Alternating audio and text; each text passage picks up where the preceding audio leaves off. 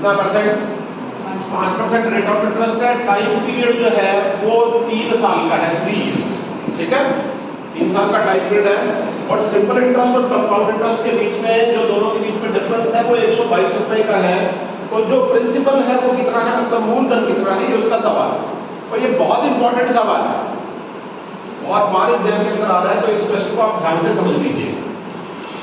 देखिए, अगर किसी रुपए को, किसी पैसे को आप ब्याज पर देते हैं, चक्रवृद्धि ब्याज पर, और 5% रेट ऑफ इंटरेस्ट चार्ज करते हैं, तो पैसा अपना 100% से कितना बन जाएगा एक साल में? 105% बन जाएगा, 105% बन जाएगा। दो तरीके इसको करने के, एक PQ वाले फॉर्मूले से करेंगे तो 15.7625% बनेगा टोटल इंटरेस्ट। लेकिन इस क्वेश्चन को जो है वो पर्टिकुलर इस तरीके से करना है, क्योंकि इस पे कोई भी सवाल आपसे आएगा तो इस मेथड से सॉल्व हो जाएगा। इन डेटा में कोई भी क्वेश्चन आएगा, पैसा अपना 105% बन गया एक साल में 100%, मतलब कितना बन गया? 21/20 बन गया। अगले साल फिर ये अपना 21/20 बन गया, और थर्ड ईयर में फिर ये अपना 21/20 मतलब 21/20 बन गया। और अगर आप इसको ऐसे सॉल्व करेंगे तो 9261 बन गया, कहां से? 8000 से। समझ गए नहीं समझ गए? ये डेटा बहुत इंपॉर्टेंट है, याद रखना। 5% रेट ऑफ इंटरेस्ट, 3 टर्म के लिए ब्याज लग रहा है, समझ गए? कंपाउंड इंटरेस्ट और सिंपल इंटरेस्ट के डिफरेंस पे क्वेश्चन। अगर हम इस तरीके से पैसा रेंट आउट करते हैं तो प्रिंसिपल की वैल्यू अगर 8000 रुपए होती है तो जो अमाउंट की वैल्यू होगी कितनी बनेगी?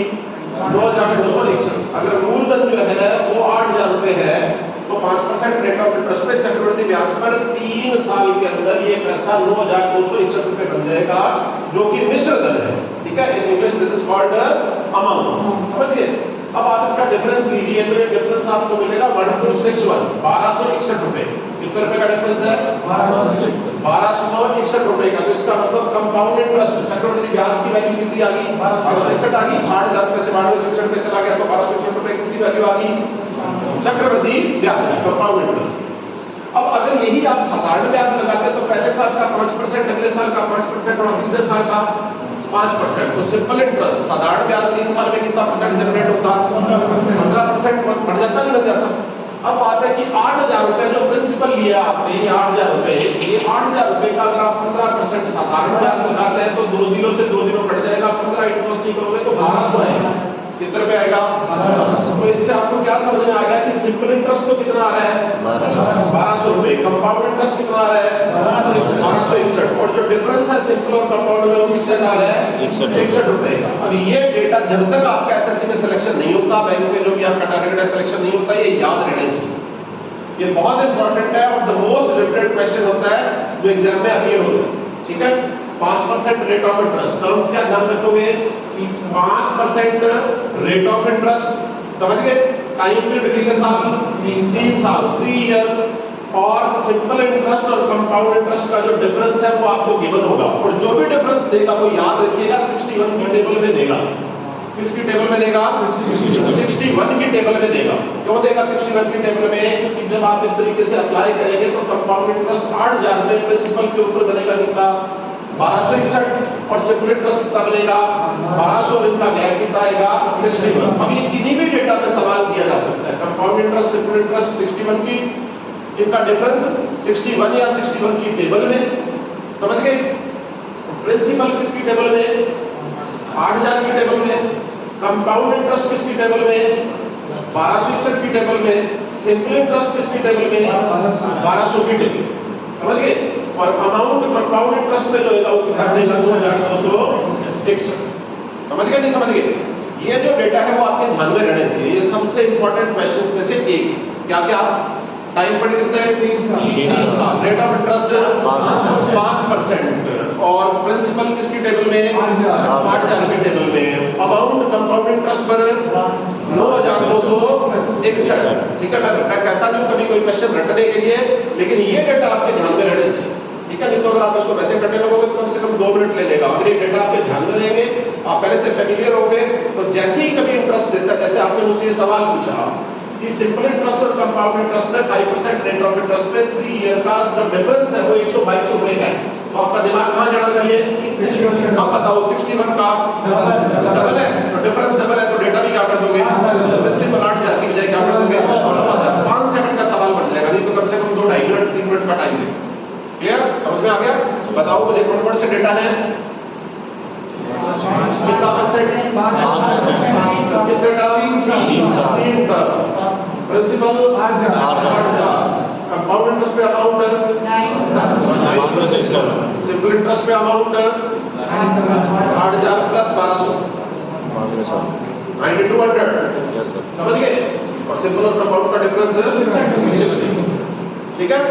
जब भी कोई सवाल इस क्वेश्चन पे मतलब इन डेटा में बनाया जाएगा तो वो इन फिगर से कोरिलेट करेगा किसी भी तरीके से, चाहे कोई भी इंसान सवाल। ठीक है? Next question 42। एक second.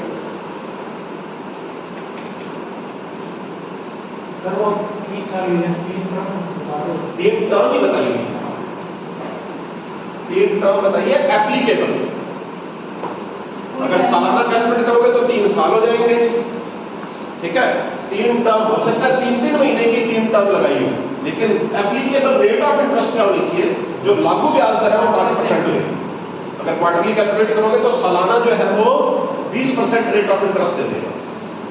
Yearly 20% rate of interest देके सालाना, और आपसे 3 टर्म की कैलकुलेशन करवा सकता है 9 मंथ की। तो आपको पता है 3-3 महीने की कितनी टर्म आ जाएगी? 3-3 महीने की साल में 4 आती है। समझ गए नहीं समझ गए? तो 5 चौथा हिस्सा करोगे टर्म का तो रेट ऑफ इंटरेस्ट भी 20 का चौथा हिस्सा कितना हो जाएगा? 5। और 9 महीने में 3-3 महीने की 3 टर्म बच जाएगी। इसलिए मैंने बोला applicable 5% rate of interest for 3 terms. Got it? ठीक है, नेक्स्ट क्वेश्चन बोलिए साहब। कोई धनराशि चक्रवृद्धि ब्याज की 8% वार्षिक दर से 2 वर्ष में 5,832 रुपए हो जाती है, तो वह धनराशि है। हाँ जी, सवाल क्या है? 8% रेट ऑफ इंटरेस्ट है क्या? 8%। 8% रेट ऑफ इंटरेस्ट पर कोई पैसा कितने साल में? 2 साल में कितने रुपए बन जाता है? 5,832 रुपए बन जाता है। तो अपने को प्रिंसिपल चाहिए।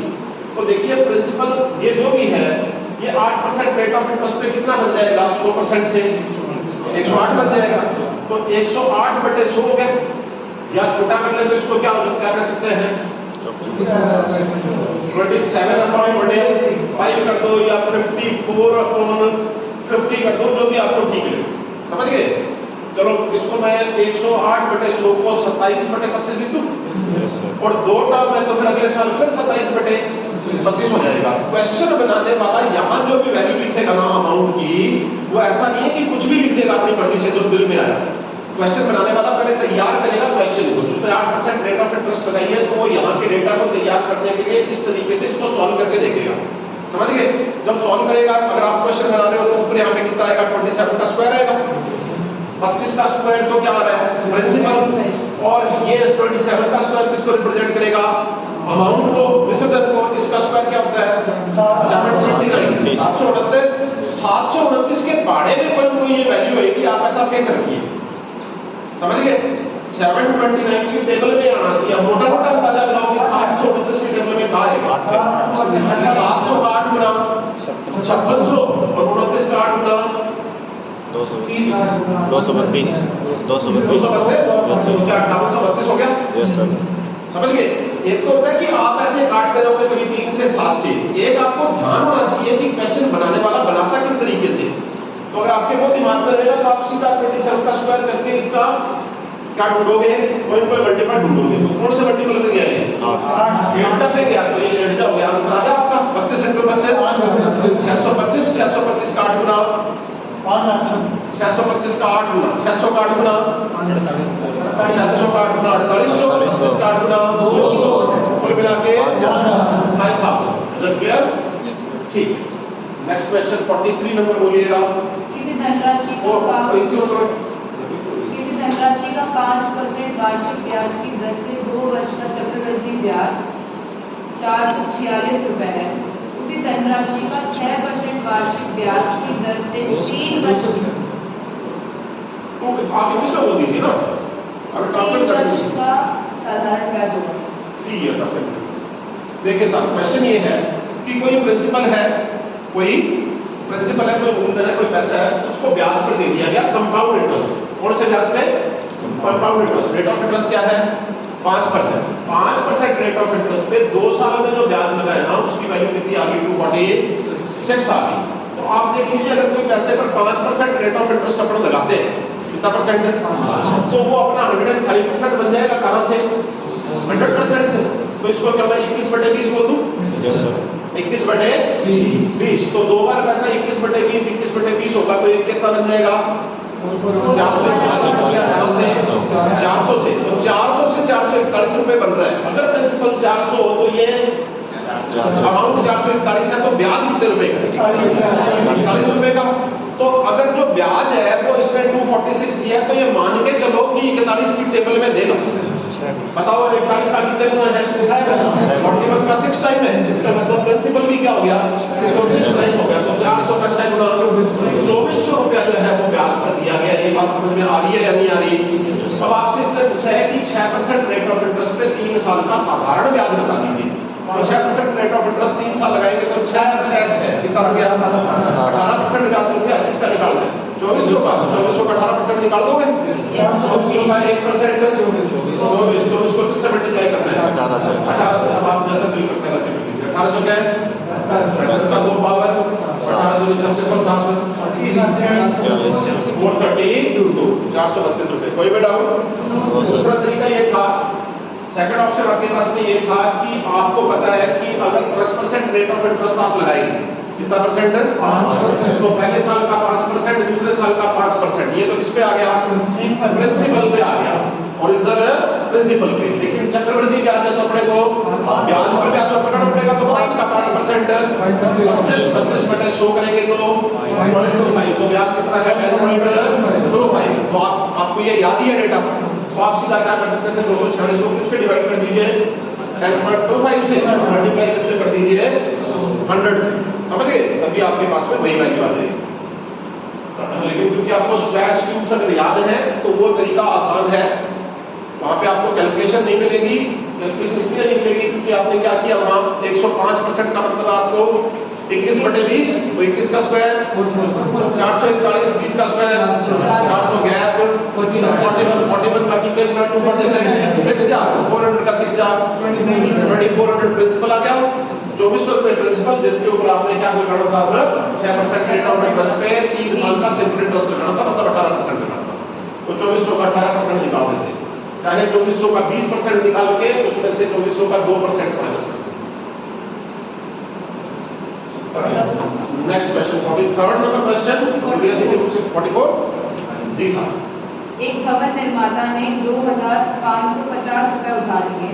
2550 रुपया किसने उधार लिए? हाँ जी। तो उसे 4% वार्षिक चक्रवृद्धि ब्याज की दर पर 2 वर्षों के अंतराल से 2 बराबर की वार्षिक किस्तों में लौटाने थे जी। तब प्रत्येक किस्त की राशि क्या होगी? ठीक, ये सवाल बहुत इंपॉर्टेंट है। ये किस्तों वाला जो सवाल है इसको आप ध्यान से समझ लीजिएगा। अभी एक आधे मेथड से मैं अब करवा देता हूँ, फिर उसके बाद में जब इसकी प्रैक्टिस हो जाएगी तो एक आधे मेथड से मैं फिर और करवा दूंगा जो और फास्ट अप्रोच होगी। इसमें क्या है कि एक आदमी ने 2550 रुपए कहीं से उधार लिया, समझ गए? और तय हुआ कि 1 साल बाद में कुछ राशि जो है वो क्या कर देनी है, ब्याज के तौर पर, ब्याज और प्रिंसिपल के तौर पे अदा कर देनी है 1 साल के बाद, समझ गए? और फिर 1 साल के फिर बाद में जो है वो हिसाब चुकता करने के लिए उतना ही पैसा जितना पहली किस्त में दिया गया था उतना ही पैसा दूसरी किस्त में वापस दे देना है। और इस तरीके से पूरा प्रिंसिपल और अमाउंट, प्रिंसिपल और इंटरेस्ट दोनों क्या होने चाहिए? सेटल होने चाहिए, समझ गए? मतलब जो पैसा दिया है वो 2 किस्तों में विद इंटरेस्ट क्या करते हैं अपने को वापस करता है। 2 किस्तों में विद इंटरेस्ट क्या करना है? वापस करना है। कंडीशन ये है कि दोनों किस्तें क्या होनी चाहिए? बराबर होनी चाहिए। कंडीशन क्या है? दोनों किस्तें बराबर होनी चाहिए, ठीक है? इसको आप ऐसे समझ लीजिए कि जितनी किस्तों में आपने पैसा वापस करना है, जितनी कन्वेंशनल मेथड में इसका करवा नहीं रहा तो यूजुअली बुक्स में दिया होगा क्योंकि वो अननेसेसरी बहुत लेंथी है। आप ये समझ लीजिए कि जितनी किस्तों में पैसा वापस करना है आप टोटल पैसे को उतनी किस्तों में उधार लीजिए। मुझे कितने रुपए की जरूरत है? 2550 की, समझ गए? मैंने मिस्टर ए से बात की कि मुझे आई नीड ₹2550, तो यू हेल्प मी। तो बोला कि सर मैं जो है वो इतना पैसा तो मेरे पास में नहीं है, लेकिन मेरे पास में इसका कुछ पार्ट जो है वो पड़ा है, लेकिन आप मुझे बता दीजिए रेट ऑफ इंटरेस्ट क्या देंगे और कब मेरा पैसा वापस लौटाओगे, क्योंकि मुझे मेरे पैसे की 1 साल बाद में जरूरत है। तो मैंने इससे बात की कि मैं आपका पैसा, सपोज मैंने इससे 1 रुपया लिया, ये लौटा दूंगा कब, आज से 1 साल बाद में, और जब 1 साल बाद में लौटाऊंगा तो विद इंटरेस्ट लौटाऊंगा। जितनी किस्तों में पैसा देना है उतने ही अलग अलग लोगों से पैसा उधार लेना है। ऐसा समझोगे तो आपको समझने में आसानी रहेगी। ए से मैंने बात की, उसने इसमें से कुछ पैसा मुझे दे दिया 5% रेट ऑफ इंटरेस्ट पर। कितने, 5 था क्या, 4% रेट ऑफ इंटरेस्ट पे, और 1 साल बाद मुझे क्या करना है, विद इंटरेस्ट इसका पैसा वापस। समझ गए नहीं समझ गए? ये मेरी पहली किस्त हो। मुझे बाकी जो पैसे की रिक्वायरमेंट थी उसके लिए मैंने बी से बात की, तो बी ने कहा कि सर कोई बात नहीं, जो बाकी पैसा है वो मैं दे दूंगा, आप बताओ वापस कब करोगे। तो मैंने कहा वापस मैं करूंगा आज से 2 साल बाद, विद इंटरेस्ट आपका सारा पैसा चुकता करूंगा। समझ गए? और रेट ऑफ इंटरेस्ट क्या लगेगी, 4%। लेकिन इंटरेस्ट लगेगा कौन सा, सिंपल इंटरेस्ट या कंपाउंड इंटरेस्ट? Compound interest. जो 1 साल वाला है उसमें तो चाहे आप सिंपल लगा लो और कंपाउंड लगा लो, उससे तो कोई फर्क ही नहीं पड़ता, क्योंकि कैलकुलेशन होनी साल बाद में, और उस दिन जिस दिन ब्याज बनेगा वो ब्याज में इसको वापस ही लौटा दूंगा। समझ गए? लेकिन कंपाउंड इंटरेस्ट में 2 साल या 2 टर्म जो है उसके ऊपर डिफरेंस आएगा। अब ये तय हो गया, ए और बी से 2 जनों से मैंने पैसा ले लिया, कुछ ए से कुछ बी से, जो कुल मिला के कितने रुपए है, 2550 रुपए। समझ गए? ए का पैसा मुझे कब वापस करना है, 1 साल बाद में, और बी का पैसा मुझे कब वापस करना है, 2 साल बाद में। और ये जो मैं दोनों इंस्टॉलमेंट दे रहा हूं ना, these both installments are equal in value. ये दोनों क्या है, वैल्यू में एक दूसरे के बराबर है। बस इतना कंसेप्ट आपको सीखना है। अब ये सवाल आपके रुकेंगे नहीं, कैलकुलेशन का तरीका देख लीजिए। ए से जो पैसा लिया वो अपना 104% बन गया। ए से जो पैसा लिया वो अपना 104% बन गया 100% से। जो भी पैसा लिया वो अपने आप में कितना परसेंट है, 100, और वो कितना बन गया। क्या मैं इसको 26/25 लिख सकता हूँ?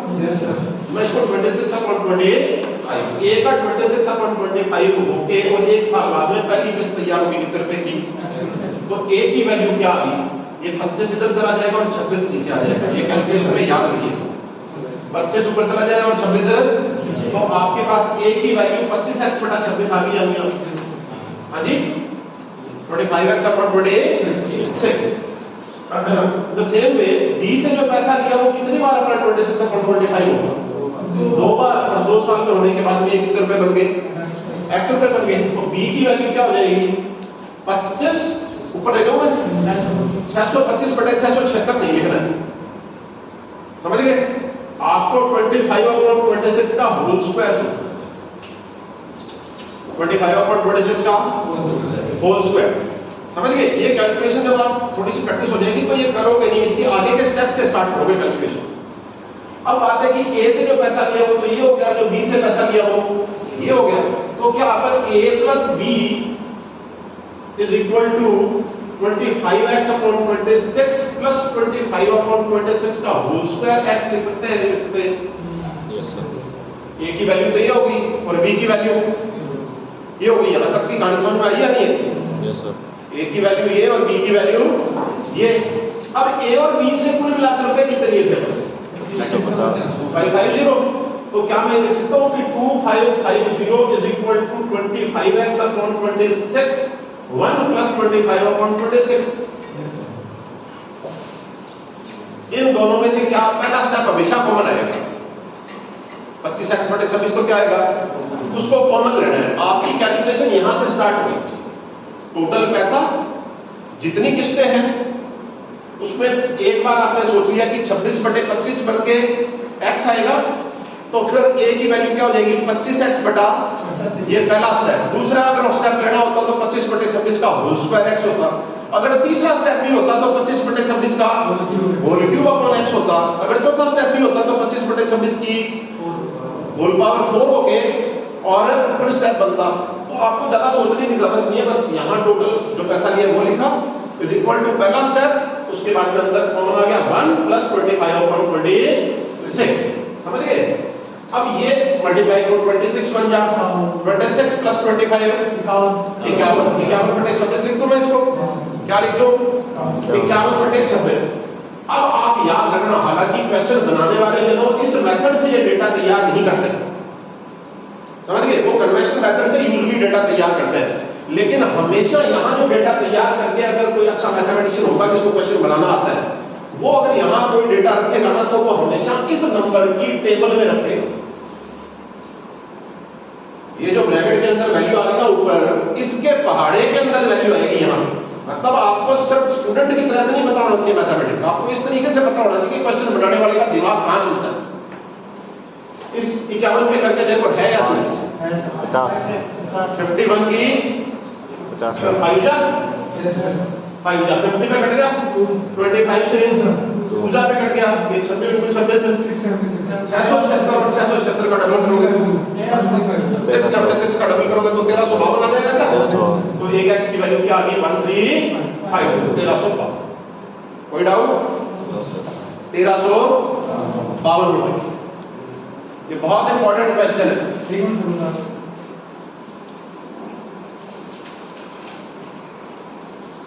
तो आपका क्या एक बार वापस करवा देता हूं मैं कितने रुपए लेने हैं आपके उधार 2550 दो किस्तों में चुकाने तो पैसे कितने जनों से ले लेने हैं दो जनों से ए से बी से ए से जो पैसा लिया वो अपना 26/25 बनकर पहली किस्त तैयार कर देगा या नहीं कर देगा यस सर तो आपको ए की वैल्यू क्या मिलेगी 25x/26 मिल गई। यहां तक का गणित समझ में आ गया या नहीं आ गया तो अगर a में 25/26 है तो फिर b की वैल्यू क्या आएगी 25/26 का होल स्क्वायर x का होल स्क्वायर मत कर देना 25/26 का होल स्क्वायर होगा क्योंकि वहां पे 2 साल के लिए इंटरेस्ट लगा है समझ गए नहीं समझ गए। तो आपकी कैलकुलेशन स्टार्ट यहां से होनी चाहिए a और b से रुपए कितने लिए आपने 2550 तो a प्लस b से जो पैसा लिया 2550 वो किसके बराबर है 25x/26 प्लस 25/26 का होल स्क्वायर x जिसके अंदर क्या चीज कॉमन लेने हैं ये ले ले अंदर पहला स्टेप बच गया अंदर क्या बच गया 25/26 कैलकुलेट किया क्या आ गया 51/26 आ गया 51/26 51/26 51 से कैंसिल किया कितने में गया 50 से कैंसिल किया 2 पे 26 से 26 66 इसलिए आपको कहा था स्क्वायर से भी याद करके रखना कंपाउंड उसमें बार-बार जरूरत पड़ेगी 676 का डबल किया 1352 रुपए आपका आंसर आ गया पहली किस्त। तो ये आपसे प्रिंसिपल देके किस्त पूछ सकता है या किस्त देके प्रिंसिपल पूछ सकता है।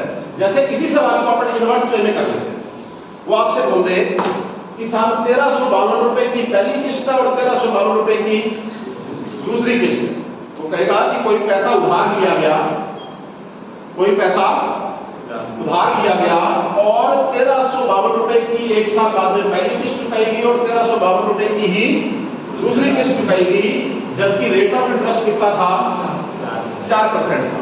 तो फिर भी आपने वही सोचना अगर दो किस्तों में पैसा दिया तो इसका मतलब दोनों से लिया है पहले से जो पैसा लिया वो अपना 26/25 ओके पहली किस्त तैयार होगी कितने रुपए की तो ये जो किस्त लिखेगा ना वो इसकी टेबल में लिखेगा समझ गए नहीं समझ गए। हम ये मान के चलते हैं कि जो क्वेश्चन बनाने वाला है वो इज नॉट अ फूल अगर कोई मतलब क्वेश्चन बनाएगा तो बिल्कुल सोच समझ के बनाए जाते हैं क्वेश्चन। तो 26 के टेबल में 135 के नीचे बोलो पहाड़े टेबल याद रखिए 26 5 या 1 30 बचा क्या 52 26 हो गया आपने पे क्या क्या 25 से इसको मल्टीप्लाई किया तो 25 बताओ बताओ फटाफट अरे 1300 आएगा या नहीं आएगा 52 को 25 से मल्टीप्लाई कर रहे हो 25 होता है क्या 100/4 क्या है 25 तो होता है 100/4 डिवाइड करो सीधा 52 को 4 से 1300 लगा नहीं आ गया दिमाग से करना है गणित लगा के कितना आ गया ए की वैल्यू कितनी है आपके पास में 1300 रुपए। अब इसी तरीके से बी का 26/25 कितनी बात की आपने और दूसरी किस्त तैयार होगी कितने रुपए की अब दोबारा एक बार तो आपने काट के यहाँ ले ही रखा था क्या 52 समझ गए या नहीं समझ गए? 1300 ले रखा था, यस सर। एक बार तो कैंसिल करके मतलब इस कैलकुलेशन को यूज करना है। एक बार तो आपने इसको कैंसिल करके ले ही रखा था, कितना रुपए? 1300 रुपए। एक बार और कर दोगे तो 50 पे कट गया, और 25 इंटू 50 1250। तो ये किस्त में पहला जो 100 रुपया लिया था वो तो 1300 हो गया, और जो 20 रुपया लिया वो 1250 हो गया। तो कुल मिला के कितने रुपए हो गए? 2550। तो क्या आपको कंसेप्ट समझ में आ गया कि अगर आपको जो प्रिंसिपल है वो दे देता है तो आपको किस्त कैसे निकालनी है, और अगर किस्त दे देता है तो प्रिंसिपल कैसे निकालना है?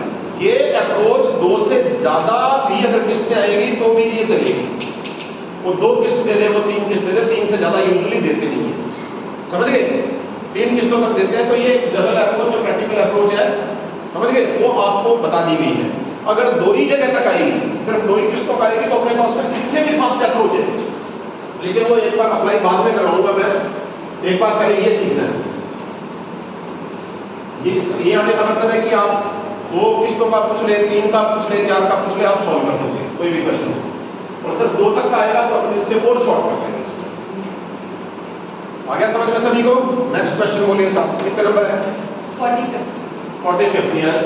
5% प्रतिवर्ष चक्रवृद्धि ब्याज पर 12,300 रुपए का ऋण हर वर्ष के अंत में 2 बराबर वार्षिक किस्तों में लौटाया जाना है, तो प्रति किस्त की राशि है। सेम क्वेश्चन वो कह रहा है कि साहब 45 नंबर क्वेश्चन है, पार्ट ए का, तो ये देखिए बुक का 5% रेट ऑफ इंटरेस्ट है, कंपाउंड इंटरेस्ट है, 12,300 रुपए क्या लिया है इसने? उधार लिया है, और कितनी किस्तों में, कितने इंस्टॉलमेंट में वापस करना है? 2 इंस्टॉलमेंट में वापस करना है, समझ गए?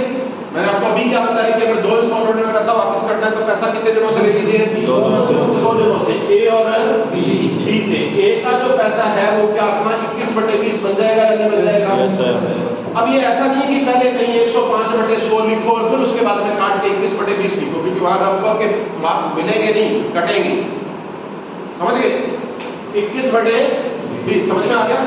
और ये पहली किस्त तैयार होगी कितने रुपए की? 20/21 रुपए की। तो ए की वैल्यू क्या हो जाएगी? 20x/21। तो अब आपको कैलकुलेशन समझ में आ गई क्या कि पहला स्टेप तो होगा 20x/21, फिर दूसरा स्टेप लिख के उसके बाद कॉमन लोगे या यहीं से ही कॉमन ले लोगे? यहीं से कॉमन लोगे। टाइम वेस्ट नहीं होना चाहिए, 5-5, 2-2, 4-4 सेकंड बचाने लगते हैं। और जब यहाँ जब क्लासरूम में, घर पे जब प्रैक्टिस करोगे ना, तब अगर बचाओगे तो ही एग्जाम में बचा पाओगे, नहीं तो एग्जाम में नहीं बचेंगे। एग्जाम वाले दिन आदत चेंज नहीं होती है। 20x/21 1 + 20/21 समझ में आया? ए और बी का मिला दिया पैसा आपने, जिसकी वैल्यू कितनी होगी अपने पास में? 12,300। अब ये देखो क्या आ रहा है? 21 और 20 41/21। सबसे पहले इससे डिवाइड करके देखो कितना है, कितने पे जा रहा है? भरोसा हो रहा है आपको जो बात बताई जा रही है उसका? ठीक है, 300 में गया, फिर 20 से काटा तो कितने पे गया? 15 पे। 21 का स्क्वायर याद रखो, 441 इंटू 15 5 पावर 1, 15 चौका 60 और 1 61 का 1 पावर 6 और 15 चौका 60 और 6 66, 6,415। ये कैलकुलेशन तो आपका स्पीड पे डिपेंड करेगा। कंसेप्ट समझ में आ गया? कर दोगे वैसा कोई सवाल आएगा तो ठीक। चलो आगे, नेक्स्ट क्वेश्चन बोलिए। 46 क्वेश्चन बोल दीजिए साहब। उधार ली गई कोई राशि 5% प्रति वर्ष के चक्रवृद्धि ब्याज के साथ 882 रुपीज की 2 बराबर वार्षिक किस्तों में लौटा दी गई, तो उधार ली गई राशि। कोई पैसा जो है, कोई प्रिंसिपल उधार लिया गया, इसकी वैल्यू अपने को पता लगानी है। कंपाउंड इंटरेस्ट पे लिया गया, चक्रवृद्धि ब्याज पर 2 साल के लिए, और 2 एनुअल इंस्टॉलमेंट में पैसा वापस करना। कितनी किस्तों में? 2। और हर किस्त की वैल्यू दे रखी है कितने रुपए? अभी थोड़ी देर पहले मैंने आपको कंसेप्ट बताया था कि किस्त दे दे तो प्रिंसिपल कैसे निकालना है, प्रिंसिपल दे दे तो किस्त कैसे निकालनी है, समझ गए? तो हमें पता है कि पैसा 2 इंस्टॉलमेंट में वापस करना है, तो पैसा कितने दिनों से लेना है? 2 दिनों से। ए से पैसा लिया 5% रेट ऑफ इंटरेस्ट में, दोनों दोस्तों कितना बन गया? 21/20 बन गया। 105/100 और ऐसा बन के पहली किस्त तैयार होगी कितने रुपए की? 882 रुपए की पहली किस्त तैयार होगी। समझ गए? तो 1 साल के बाद में पैसा लौटाना है ना, जो ऐसे किया है उसकी वैल्यू 882 तैयार होगी। अब ये कटना चाहिए इससे 21 जो क्या है 84 बचा क्या? 4 42 21 दो ना 42 42 पे कट गया और 20 के आगे जो है वो मल्टीप्लाई हो गया। थोड़ा सा रखिए ताकि बाद में आप जब ये वीडियो देखो तो आपको समझ में आ जाए। नहीं तो आप तजुर्बे से बोलोगे तो आपको खुद को समझ में नहीं आएगा। आप ही के लिए तैयार करना है। 42 × 20 840 पहली किस्त तैयार होगी 840 रुपए की। अब बी की वैल्यू निकालोगे, इसकी बी दूसरी किस्त अपन निकालेंगे बी। तो बी से जो पैसा लिया है वो 21/20 हुआ और फिर 21/20 हुआ और उसके बाद में 2 साल में कितना बढ़ गया? 882। तो क्या आपको ये दूसरा 21/20 और 882 लिखना है या आपको सिर्फ इतना लिखना है? हाँ, क्योंकि जब ऐसे सोचने लगोगे ना तो बाद में लिखने की जरूरत नहीं पड़ेगी।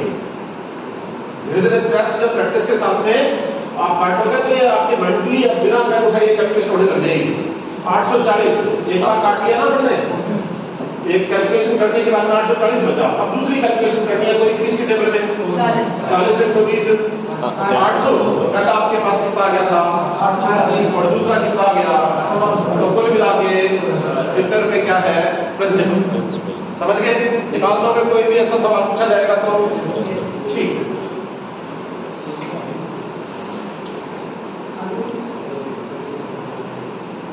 नेक्स्ट क्वेश्चन 47th क्वेश्चन 10% प्रति वर्ष चक्रवृद्धि ब्याज पर 12,600 रुपए का ऋण हर वर्ष के अंत में 2 बराबर वार्षिक किस्तों में लौटाया जाना है। हर किस्त की राशि होगी। हाँ जी साहब, अब क्वेश्चन कह रहा है 12,600 रुपए आपने उधार लिए। कितने रुपए? 12,600। इस बार रेट ऑफ इंटरेस्ट क्या है? 10%।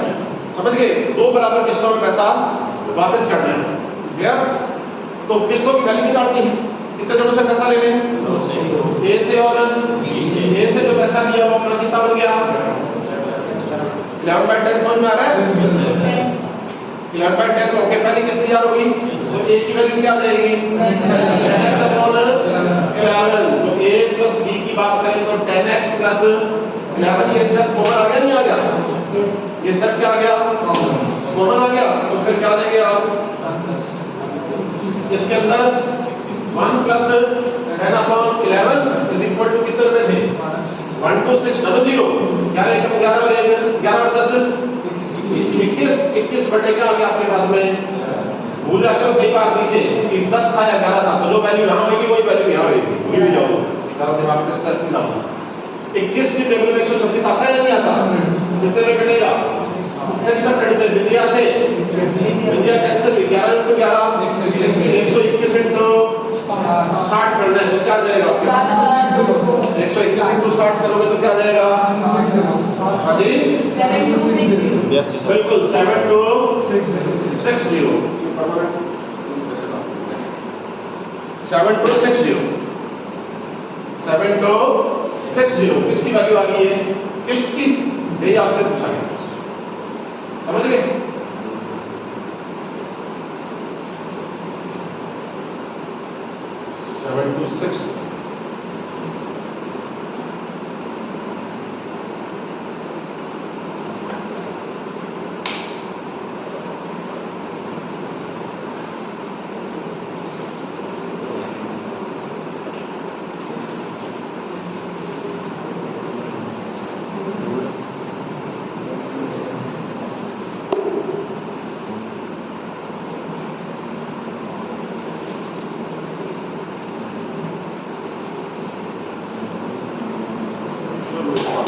Next question. 48th question. 48th question, yes. 14,360 रुपए की धनराशि 843/4% वार्षिक चक्रवृद्धि ब्याज 843/4 843/4% वार्षिक चक्रवृद्धि ब्याज की दर से उधार की गई तथा उसका वापसी भुगतान 2 वर्ष में 2 समान वार्षिक किस्तों के द्वारा किया गया। तो प्रत्येक किस्त की राशि बताइए। ठीक बात है। रेट ऑफ इंटरेस्ट आपको दे रखी है, समझ गए? जब फ्रैक्शन में रेट ऑफ इंटरेस्ट आती है तो कई बार स्टूडेंट को परेशानी हो जाती है, तो उसका तरीका है कि 1 + r/100 के फॉर्मेट में लिख दिया। इस फॉर्मेट में 1 + r/100। अब ये कितना है?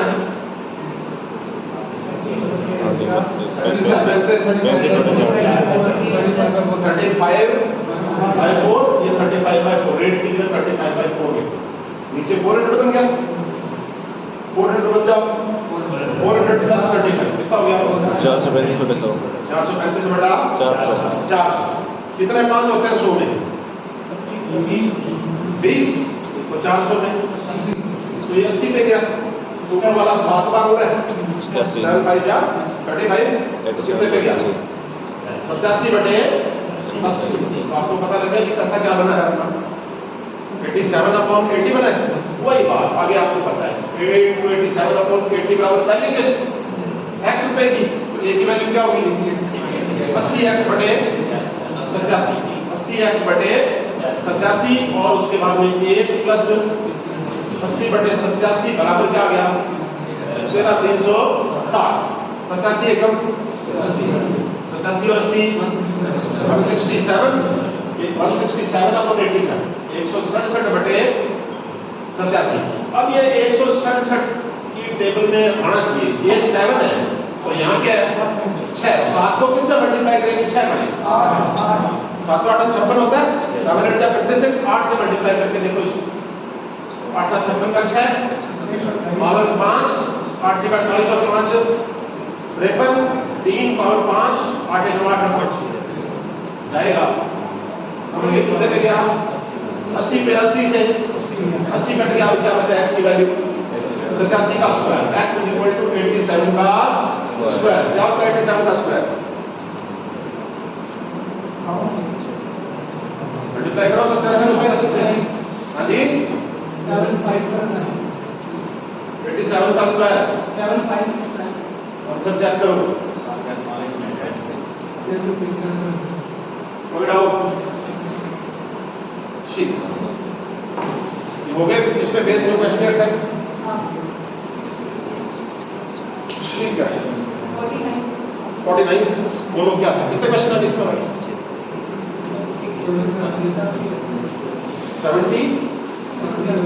70 बोलिए 49 बोलिए। रजिस्टर वाले मैंने करवाने थे रिकॉर्डिंग में ताकि आप वापस देख पाए, आपको परेशानी ना हो।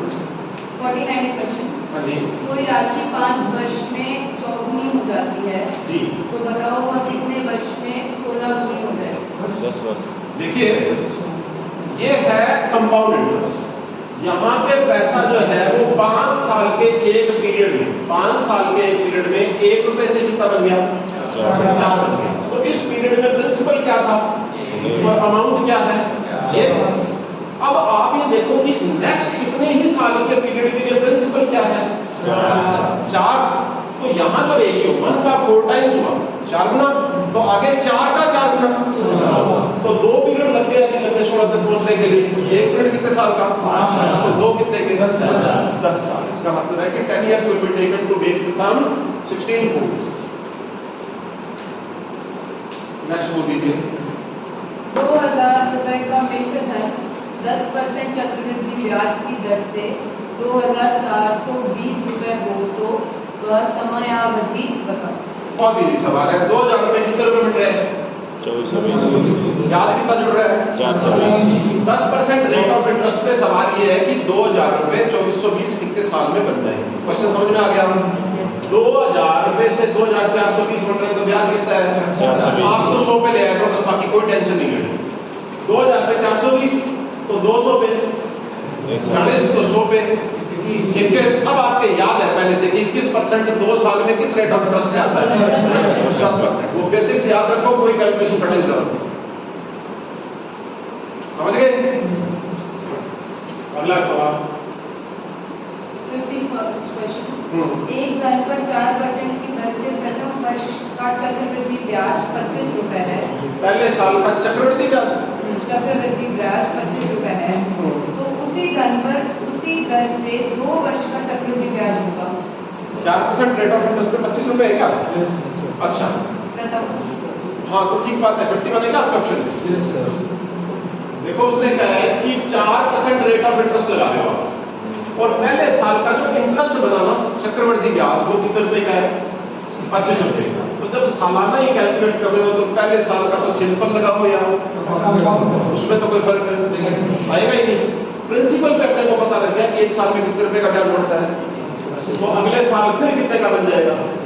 25 का। 25 रुपए ये और 25 रुपए ये। लेकिन कंपाउंड इंटरेस्ट है तो क्या इस 25 पे ब्याज लगेगा या नहीं लगेगा? क्या रेट ऑफ इंटरेस्ट है? 25 जो क्या है 100 बोले तो 1 रुपया, 1 रुपया हुआ तो कुल मिला के कोई डाउट? चले आगे, नेक्स्ट बोलिए। किसी धन का 10% वार्षिक दर से 2 वर्ष का चक्रवृद्धि ब्याज 420 रुपए है। 10% रेट ऑफ इंटरेस्ट है, इस धन 2 साल है, और 420 रुपया क्या है? चक्रवृद्धि ब्याज है। जी साहब। इस धन पर इसी दर से 3 वर्ष का सरल ब्याज होगा। सिंपल इंटरेस्ट कितना होगा? 600। देखिए वो कह रहे हैं कि साहब 10% रेट ऑफ इंटरेस्ट है, 2 साल का टाइम पीरियड है, और कंपाउंड इंटरेस्ट लगाया है। तो अपने को पता है कि 10% पहले साल, 10% दूसरे साल, और 10 का 10%, तो कुल मिला के कितना परसेंट हो गया? 21% ब्याज बढ़ेगा। समझ गए नहीं समझ गए? 21% की वैल्यू कितनी तरह की है? 420। 21 का डबल और विदिया, 21% की वैल्यू 21 का डबल और विदिया कितने रुपए है? तो अब इसने बोला है कि इसी रेट ऑफ इंटरेस्ट पे 3 साल के लिए सिंपल इंटरेस्ट लगाओ, तो 3 साल में 10% रेट ऑफ इंटरेस्ट पे ब्याज कितना बढ़ेगा? 30%। तो 30% की वैल्यू 30 का डबल और वही परफेक्ट, 30 का डबल 60 और विदिया, इसका मतलब कुल मिला के 600। कोई डाउट? ठीक है, नेक्स्ट क्वेश्चन कौन सा है आपके पास में?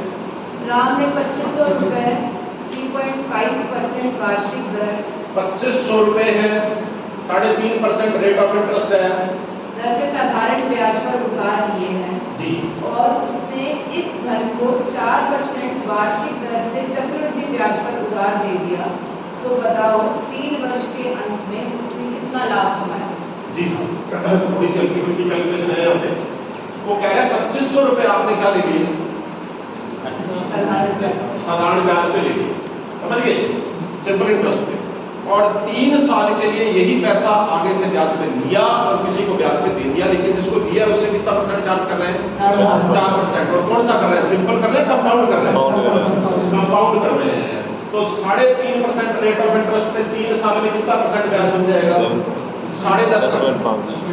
3.5 का 5 गुना करेंगे तो 3 गुना करेंगे तो 10.5%। तो 2500 रुपए का 10% क्या हो गया? 250 रुपए। 10% की वैल्यू 250, और आधा परसेंट चाहिए, तो इसका 1% 25, तो आधा परसेंट 12.5। समझ में आ रही नहीं आ रही? तो 262 रुपए 50 पैसे, 262 रुपए 50 पैसे सिंपल इंटरेस्ट आ गया। यहाँ तक कोई भी डाउट? अब आपको लगना है कंपाउंड इंटरेस्ट, तो 2500 रुपए है, ये अपना 26/25 बनेगा, फिर 26/25 बनेगा, और फिर जो है वो 26/25 बनेगा। अब यहाँ थोड़े से डेटा के हिसाब से डिपेंड करता है कि अपन कैलकुलेशन किस तरीके की करें। देखो 25 से एक बार 25 कट जाएगा, दूसरे 25 से 100 कट जाएगा, 4 बचेगा, लेकिन बाद में 25 नहीं कटेगा। समझ गए? तो या तो आप इस तरीके से कैलकुलेट करो, या आधे 25 को नीचे रखने का मतलब ही नहीं है। 104/100 ही लिखे, 25 से 25 कट गया, इससे कैंसिल किया तो क्या आ गया? 4। अब 26 का स्क्वायर आपके याद होना चाहिए, या रादर 26 का क्यूब याद होना चाहिए, और फिर उसका 4 और 4 16 गुना कर लेंगे। समझ गए नहीं समझ गए? तो इस तरीके से जो है वो आप इसका अमाउंट निकाल लेंगे। अमाउंट में से 2500 रुपये माइनस कर देंगे तो क्या आ जाएगा? इंटरेस्ट आ जाएगा। समझ गए? ये तो आ गया कंपाउंड इंटरेस्ट, और वो आ गया सिंपल इंटरेस्ट। तो आपका इसका जो डिफरेंस है वो आपकी बचत है या नहीं है? तो वो निकालेंगे, लेकिन ये कैलकुलेशन जो है ना वो थोड़ी लेंथी हो जाएगी। तो क्या हम इसका लमसम कोई और तरीका निकाल सकते हैं? तो आपके पास ये मेथड भी होना चाहिए। 2500 रुपए है, इसका 1% कितना है? 25। समझ गए? तो 4% कितना होगा? 100। तो पहले साल का ब्याज कितना हो गया? 100 रुपए। अगले साल का सिंपल इंटरेस्ट 100 रुपए, फिर 100 रुपए, तीसरे साल का फिर सिंपल इंटरेस्ट 100 रुपए। यहाँ तक कोई भी डाउट? अब ये जो पहले साल का ब्याज आ गया था 100 रुपए, इसका 4% लगेगा नहीं लगेगा? तो 100 का 4%। अगली बार किस अकेले 100 पे लगेगा या दोनों 100 रुपए लगेगा, कुल मिला के 8 रुपए। और अगर बहुत ही ज्यादा तमीज से करना है तो ये जो 4 रुपए ब्याज हो रखा है इस 4 का 4% इसकी अलग की जरूरत नहीं पड़ती। आपके ऑप्शन दूर दूर होते हैं लेकिन फिर भी कोई एग्जैक्ट पूछ ले पॉलिटिकल तो भी you are able to do this. अब ये बहुत फास्ट होगा उसके कंपैरेटिव में। ये 312 रुपए छोड़ा वैसे आ गया तो ये 312 रुपए है। और वो जो थे इसको थोड़े छोड़ छाड़ दो लमसम अंदाजा 50 रुपए की बचत आ रही है नहीं आ रही आपके पास में 49 पॉइंट समथिंग है क्या? Yes sir, yes sir 49.6। 49.66। तो अब आपको चीजों का पता होना चाहिए कि कौन से क्वेश्चन किन डेटा पे हमने PF1Q का फॉर्मेट लगाना है, कौन से डेटा पे हमने जो है वो इस तरीके से लगाना है। ये समझ में आ गया क्या? Yes sir. 2500 रुपए का 4% लगाना है तो 25 रुपए 100 ये तो सिंपल इंटरेस्ट का नहीं आना था। इस 100 का 4% पहली बार बन जाओगा तो अगली बार टूट जाओगा, समझ गए? क्योंकि इन दोनों में होना है तो 4 और 8 12 तो आपको यही पता लग जाता है 312 समथिंग है वो 262 समथिंग है। इसका मतलब मोटा मोटा 50 रुपए के आसपास आपका आंसर आएगा। तो अप्रोच जो है वो फास्ट होनी चाहिए। अगला सवाल 54th क्वेश्चन। 54th क्वेश्चन बोलिए साहब। 6000 रुपए की राशि क्रमशः 5%, 6% व 8% चक्रवृद्धि ब्याज पर उधार दी जाती है। जी। तो बताओ 3 वर्ष के अंत में चक्रवृद्धि ब्याज क्या होगा? अच्छा, उसने कहा है कि 6000 रुपये जिसके ऊपर पहले साल तो ब्याज लगेगा 5% रेट ऑफ इंटरेस्ट, अगले साल लगेगा और उससे अगले साल लगेगा 8%। समझ गए? चलो क्या मैं पहले साल 6% लगा दूं दूसरे साल 5% लगा दूं तो मुझे इस आंसर मेरा अलग आएगा या सेम है? अलग आएगा।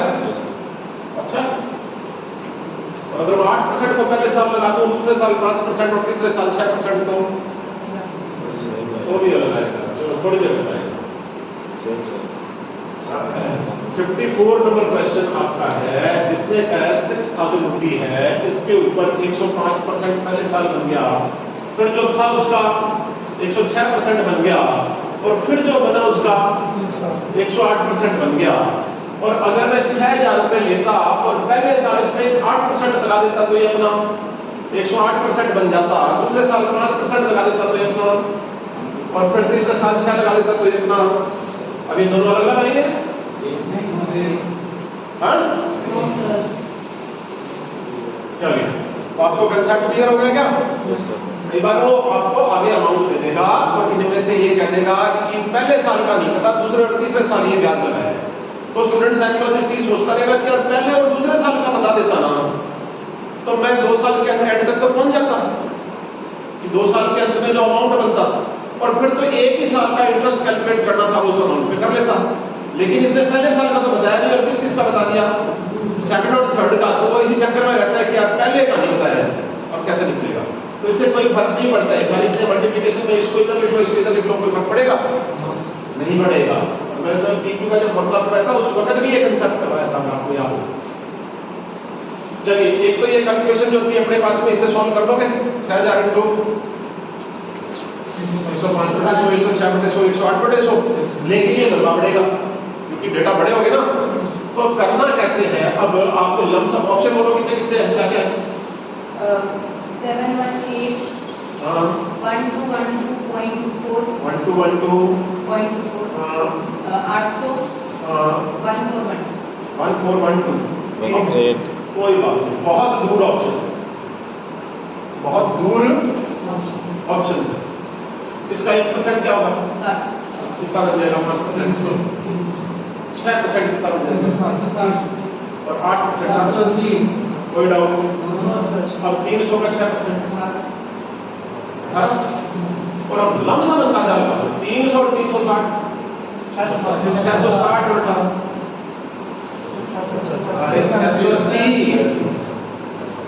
और 680 बोल दो 700 बोल दो, कोई फर्क नहीं पड़ता। 700 का 8% 56, 1800 का 8% 18 144 सब एक रेट क्या हुआ जाएगा। टोटल करके देखो, मोटा मोटा अंदाजा थोड़े कितने हो गए? हाँ जी 300 और 300 600 400 और 4 और 80 और 60 1140 1140 1212 है क्या आपका आंसर? यस सर 72 रुपये ऊपर वाला था लमसम, ये थोड़ा फालतू लिया तरीके में। तो जब इतने इतने दूर ऑप्शन पड़े सैकड़ों के अंदर, तो ये छोटी कैलकुलेशन कभी भी नहीं करनी है। ये नहीं है कि बिल्कुल निकाल के ही छोड़ूंगा आज, समझ रहे हो क्या? तो रफ आइडिया है, तो मोटा मोटा अंदाजा लगाओगे। पहली बात तो इसी से अंदाजा लग जाता है 6 5 11 और 8 19 6 5 11 और 8 19 लगभग 19%। तो 19 क्या है? लगभग 20 इसका नहीं पता आपको? 19 का तो 1140 रुपए से ऊपर आंसर है, यस सर क्योंकि इतना तो क्या बन रहा है? सिंपल इंटरेस्ट ही बन रहा है। दूसरा, अगर आपने वैसे लगाना है तो 5 + 5 + 6 5 6 और 8 करोगे तो 5 का 6% 0.3, समझ गए? तो और अब एक लमसम 11.3 हो गया सारा, इसका 8% लगा तो 11 का 8% 11 8 है 85 0.8, तो 0.3 और 0.8 1 पॉइंट समथिंग 1% से ज्यादा और 2 से कम, इसमें तो कोई जरूरत ही नहीं है।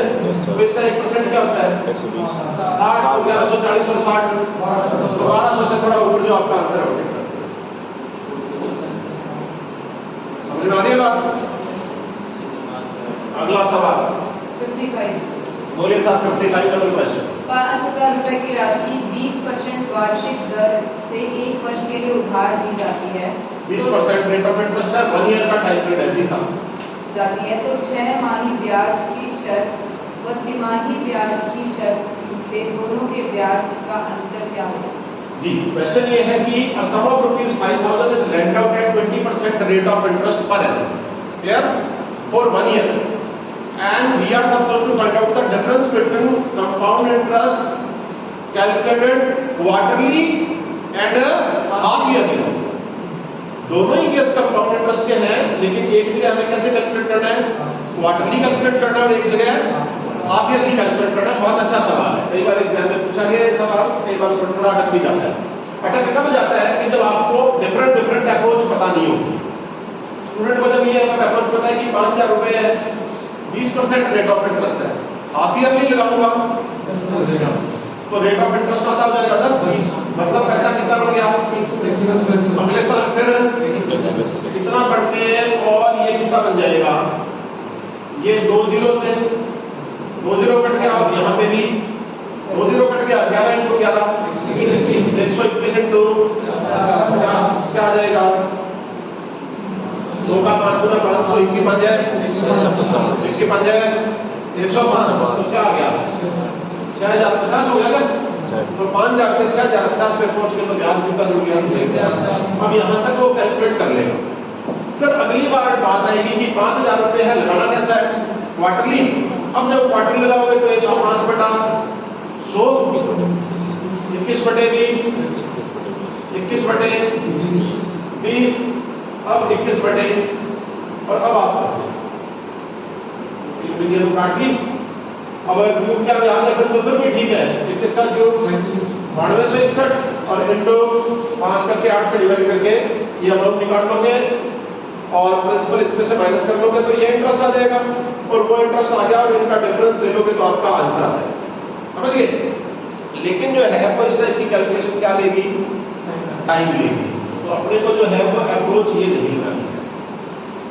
देखो, रटने से आपके दिमाग में नहीं है कि आप जब क्वेश्चंस करोगे तब आपको पता लगेगा कि कौन सी अप्रोच जो है वो किस वक्त काम देगी।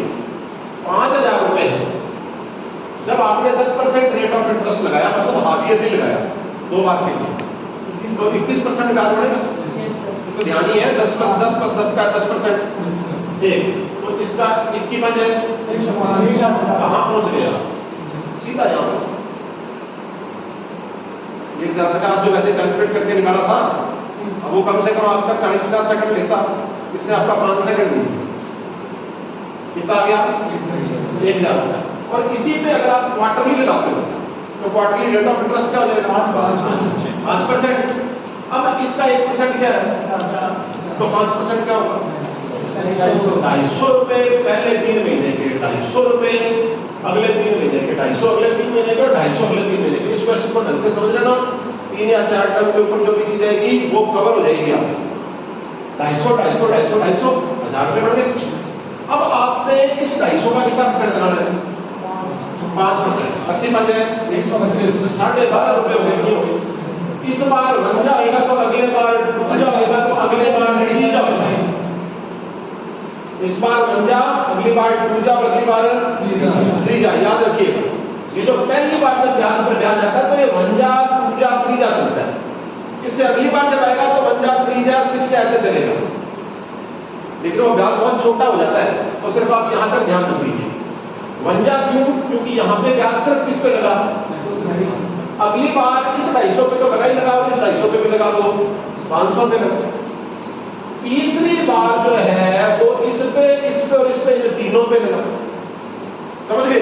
तो ये वन जाएगा तो ये टू जाएगा तो ये थ्री जाएगा। तो यहाँ पे भी आपको कोई बहुत ज्यादा कैलकुलेट करके रखने की जरूरत नहीं है। आपको पता है ये एक बार, ये दो बार, ये 3 बार, तो 3 और 2 5 और 1 6, सीधा 12.5 को 6 से मल्टीप्लाई कर देते हैं, ₹75। समझ गए? इनको ऐड करोगे तो क्या आ जाएगा? 75 आ जाएगा। तो ₹75 आपको क्या मिल गए? यहाँ पर ब्याज हो गए 75। अब है इस ब्याज के ब्याज की कहानी। ठीक है, अब ब्याज का ब्याज कितना है? ये ब्याज आ गया, इसका ब्याज ही आ गया, इसका ब्याज। अब इस 12.5 वंजा पे कितना % लगाना है आपने? 5%। 12.5 का 5%, 12.5 का 10% क्या होगा?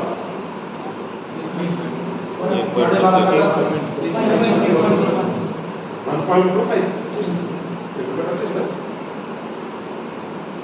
10%।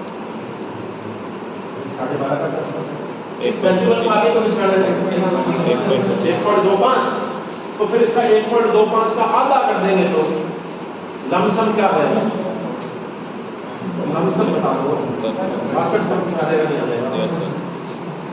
ये इतना हालांकि हो सकता है आपको कैलकुलेट करना नहीं पड़े, आपके ऑप्शंस जो दूर दूर अगर होंगे, लेकिन अगर करना भी पड़ता है तो ये लमसम 62.5 आएंगे। तो ये पहले वंजा पे लगा, अगली बार इस पे और इस टूजा पे, तो त्रीजा हो जाएगा, नहीं हो जाएगा? समझ गए? तो ₹1.80 के आसपास आ जाएगा।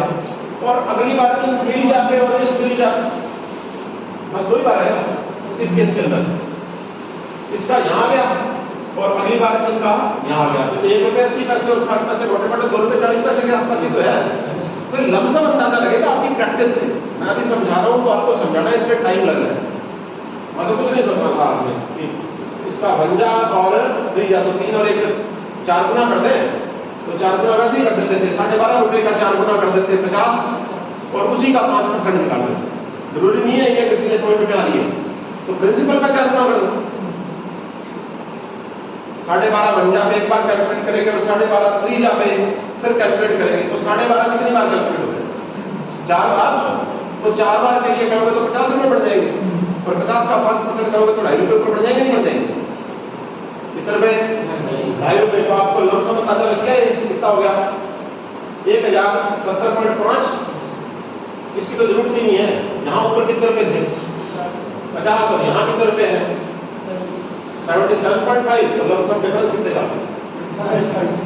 क्या क्या ऑप्शन आपके? 27.53। 27.5 आंसर दिया है। ये 27.53 दे रहा है, 27.5 ही दे रहा है। और दूसरे ऑप्शन क्या क्या थे? 35, 39। अब बहुत दूर है, तो 4 रुपए का अंतर है। यहाँ तक तो कोई दिक्कत ही नहीं थी निकालने में। 250 सिंपल इंटरेस्ट। इस प्रकार से कुछ समझने में टाइम लग सकता है, लेकिन करने में नहीं लगेगा। ये सिंपल इंटरेस्ट, इस पे 12.5 वंजा, टूजा और त्रीजा, मतलब टोटल 6 जा, ₹70, ₹75 ये बढ़ गए।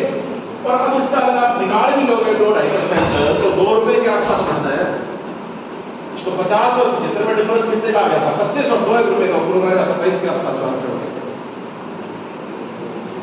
समझ में आ गया? लमसम पे चलेगा थोड़ा। अगला सवाल क्या है? 56। एक साहूकार 4% वार्षिक ब्याज की दर से धन उधार लेता है। एक साहूकार 4% रेट ऑफ इंटरेस्ट पे कोई पैसा उधार ले रहा है। हाँ जी। तथा ब्याज को वर्ष के अंत में लौटाता है। साल के अंत में, ईयर के एंड में जो है वो ब्याज लौटाता है। हाँ जी। वह धनराशि को 6% वार्षिक चक्रवृद्धि ब्याज की दर से, जी। जबकि ब्याज अर्धवार्षिक रूप से संयोजित होता है, हाँ जी। उधार देता है तथा ब्याज वर्ष के अंत में ही लेता है। इस प्रकार प्रति वर्ष वह 104.5 रुपए का लाभ प्राप्त करता है। अच्छा। उसके द्वारा उधार ली गई धनराशि है। उधार ली गई धनराशि कितनी है? 4% रेट ऑफ इंटरेस्ट पे एक साल के लिए, सिंपल इंटरेस्ट पे लिए 4% रेट ऑफ इंटरेस्ट पे एक साल के लिए साधारण ब्याज पर कोई पैसा उधार लिया, ये दिया ना? नहीं हुआ, बस यही हुआ 4%। ये लिखा हुआ सिंपल ही है। सिंपल इंटरेस्ट पर कोई पैसा 4% रेट ऑफ इंटरेस्ट पे उधार लिया गया और उसी दिन उसी पैसे को आगे 6% रेट ऑफ इंटरेस्ट पे चक्रवृद्धि ब्याज पे, कंपाउंड इंटरेस्ट पे एक साल के लिए उधार दे दिया गया। लेकिन यहाँ जहाँ कंपाउंड इंटरेस्ट पे आगे उधार दिया जा रहा है ना, यहाँ पर हाफ ईयरली लगाना है, अर्धवार्षिक कैलकुलेट होगा। समझ गए नहीं समझ गए? और किस तरीके से उसको कितने रुपए की बचत है? 104.5 रुपए की उसको ओवरऑल बचत है। तो ये पूछा जा रहा है कि साहब ये जो प्रिंसिपल उधार लिया था ये है कितना? समझ गए? यहाँ तक का सवाल। अब बात करते हैं अपने सॉल्यूशन की। तो 3 2.09 209 5,000 रुपए है अभी आपके पास। यस ये आंसर। अब देखो कैसे आंसर आ रहा है। सिंपल इंटरेस्ट तो साल में 4 ही रहेगा। कंपाउंड इंटरेस्ट पहले 6 महीने का 3, फिर 3 का 3%, 0.09। ये है वो बेसिक जिनके लिए मैंने कहा था कि आप पहले बड़ा वीडियो देख के वो अच्छे तरीके से रख दो। बेसिक पे काम होगा तो कंपाउंड इंटरेस्ट समझ में आएगा। एक चीज ध्यान में रहनी चाहिए आपकी, कितना बेसिक है। मुझे लगता है अगर आधा घंटा 1 घंटा ढंग से काम कर लोगे तो कंप्लीट हो जाएगा। कितना बना? तो आपको सिर्फ दिमाग में सोचना था 3 पर 6.09, ये आगे से मिलेगा। 4 अगर उसको दे देंगे तो अपने पास बचत क्या है? 2.0। ये दिमाग में चल रहा है। डेसिमल के बाद में 2 वैल्यू। अब 209 समझ लो इसको। 209 का कितने गुना है? 5 गुना। बस अब देख लो कौन से ऑप्शन में 5 के बाद में 0 लिखी हुई। चले आगे। अगला सवाल 57। यस। कोई राशि चक्रवृद्धि ब्याज की दर से 4 वर्ष में 8,820 रुपए तथा 5 वर्ष में 9,261 रुपए हो जाती है तो वार्षिक 9,261 क्या? तो वार्षिक ब्याज दर क्या है? इसमें ये कहा है कि कोई पैसा 4 साल में तो कितना मिल गया? 8820 यही है। और 5 साल में 9261 बन गया। तो रेट ऑफ इंटरेस्ट पूछा है। तो देखिए यहाँ 4 साल और 5 साल का मतलब है कि ये प्रिंसिपल है और 1 साल बाद में ये अमाउंट है। कितने रुपए ब्याज पे जुड़ गए? फटाफट कैलकुलेट करके बताओ। कितने रुपए ब्याज पे जुड़ गए ये बताओ।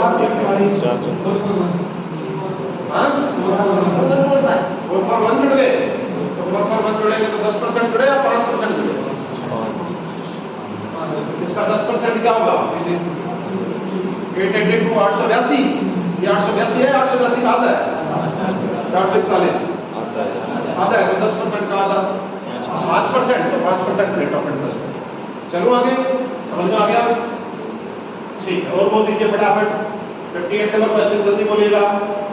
यदि 1.5 वर्ष में 6 माही चक्रवृद्धि ब्याज पर 2000 की राशि 2315.25 रुपीज हो जाती है। हाँ जी। तो ब्याज दर का प्रतिशत बदले। जी सर। 1.5 साल 6 महीने की कितनी टर्म आएगी? 3 टर्म आएगी। समझ गए? अब यहाँ पे आपके पास 2-3 तरीके हैं, मैं बता देता हूँ आपको सिखाने के लिए। 2000 रुपए है, 100% पे 100 प्लस R% बढ़ गई 1 साल में। 100% प्रिंसिपल है। अगर ब्याज की दर R% लगती तो कितनी बढ़ जाती? फिर अगले साल फिर 100 प्लस R/100, तीसरी बार फिर 100 तीसरे साल फिर तीसरी टर्म फिर 100 प्लस R/100 और ऐसा हो गया अमाउंट कितना बढ़ जाता? जब इस तरीके से कैलकुलेट करोगे तो सामने ब्याज नहीं लिखोगे, क्या लिखोगे? अमाउंट लिखोगे। समझ गए? तो इसको शॉर्टकट के अंदर क्या कर लेते हैं, P upon Q into P upon Q into P upon Q बराबर 10।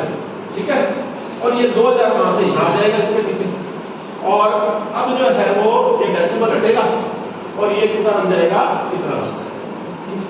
समझ में आ रही बात? अब जो है वो आपको ये तलाशना पड़ेगा कि ये किसका क्यूब है और ये किसका क्यूब है। अगर ये एग्जैक्ट क्यूब नहीं होंगे तो कोई काटा छाटी करने के बाद करेंगे। काटने वाली वैल्यू यहाँ पे 5 की है, 25 की है, तो आप इसको 25 से काट लेंगे, इसको 25 से काट लेंगे, कहीं ना कहीं ये क्यूब बनेगा, क्योंकि क्यूब रूट होएगा तभी एग्जैक्ट रेट ऑफ इंटरेस्ट निकल के आएगा। समझ गए नहीं समझ गए? तो ये बात का काम है कि इसका क्यूब रूट निकालना। अच्छा, दूसरी बात है कि आप मुझे बता दीजिए कि आपके पास ऑप्शन क्या क्या है। 58 नंबर क्वेश्चन। 20%, 11.5, 5%, 10%। 20, 11.5, 5% और 10% रेट ऑफ इंटरेस्ट, ये 4 रेट ऑफ इंटरेस्ट बता रहे हैं। अपने को ये पता लग गया कि 2000 रुपए जो है वो कितने बन गए थे, 2315.25। लमसम बता दो आपको सीधा कितने रुपए ब्याज पड़ गया, 315। 2 सेकंड 5 सेकंड लगेंगे नहीं, उससे पहले आंसर आ जाएगा। आपको देखो 2000 रुपए पर कितने रुपए ब्याज बन गया, लमसम 315 बन गया, नहीं बन गया। तो 1000 रुपए पर कितना ब्याज बनेगा, 315 का आधा 156, 157 पॉइंट समथिंग, तो 1000 पे 157 पॉइंट समथिंग, तो 100 पे 15 पॉइंट, और याद करो कुछ ना कुछ बेसिक 15.7 समथिंग किसकी रेट ऑफ इंटरेस्ट पे आता है। हाँ जी, देख लीजिए, आपको पता लग जाना चाहिए कि 3 टर्म में 5% रेट ऑफ इंटरेस्ट पे 15.7625 आता है। तो इसका मतलब एप्लीकेबल रेट ऑफ इंटरेस्ट क्या है, 5%। तो अगर हाफ ईयर भी अप्लाई कर रहे हैं और 5% रेट ऑफ इंटरेस्ट है तो सालाना कितनी होगी, आज देश साल में 5 लग दिया तो पूरे साल की 10। तो सिंपल सी बात 10। बस चले आगे। तो we are supposed to do smart work. Hard work तो करना ही करना है, लेकिन वो करना स्मार्ट वे से। नेक्स्ट बोलो। 59 6 माही 5% प्रतिवर्ष चक्रवृद्धि ब्याज पर, हाफ ईयरली हो गया उसका, और 5% रेट ऑफ इंटरेस्ट हो गया पर 64,000 रुपीज की राशि कितने समय में 68921 हो जाएगी? 68,921 रुपए हो जाएगी। हाफ ईयरली कैलकुलेट करना है, 5% रेट ऑफ इंटरेस्ट है। अब देखो, अगर अपन इस तरीके से करेंगे तो 64,000 इंटू 102.5 बटे 100 का पावर x बराबर 6,868,921। समझ में आई बात या नहीं आई? नहीं आई, कोई बात नहीं है। 5% सालाना रेट ऑफ इंटरेस्ट लगाओगे तो आधे साल के टाइम, 2.5 लगाओगे तो 100% से पैसा 102.5 पे चला गया। लेकिन अपने को ये नहीं पता कि कितनी बार ऐसा करना पड़ेगा, P/Q। समझ गए? अब ये 64,000 का जाएगा, इसके नीचे जाएगा। अब आपको क्यों याद होना चाहिए, हाँ 64,000 था ना, 40 का क्यूब क्या होता है, 40 का क्यूब क्या होता है, 64,000, और 41 का क्यूब क्या होता है। यहाँ भी स्मार्ट वर्क करना है। ये जब आप इसको सॉल्व कर रहे हैं ना तो 41/40 आएगा, या खुद का दिमाग तक नहीं करना, क्वेश्चन बनाने वाली की मजबूरी का फायदा उठाना है। 100 इसको करोगे तो ये कट जाएगा 1000 पे, और फिर 25 से काटोगे तो ऊपर 41 आ जाएगा नीचे। तो क्वेश्चन बनाने वाले की ये तो मजबूरी है कि ऊपर 41 का जितनी पावर नीचे 40 की देगा उतनी पावर उसको ऊपर 41 की देनी पड़ेगी, हालत में उसकी मजबूरी है। समझ गए? तो अपने ये आसान वाली चीज पकड़ लेनी है। ये 40 का क्या है, क्यूब है, तो ऊपर देखने की जरूरत नहीं है, उसको 41 का क्यूब ही लिखना पड़ेगा। समझ में आई बात? क्यूब का मतलब 3 बार होगी, 3 बार कैलकुलेशन होगी, और हर कैलकुलेशन कितने महीने की, 6 महीने की। तो कितने साल लगते हैं, 1.5 साल। वर्ष 1.5 ईयर, 1.5 साल। ये एक तरीका हो गया। दूसरा तरीका आपके पास में एक और हो गया, इसका आप गैप लेके देखो कितना है, 68,921 और 64,000। हाँ जी, 4,921 हाँ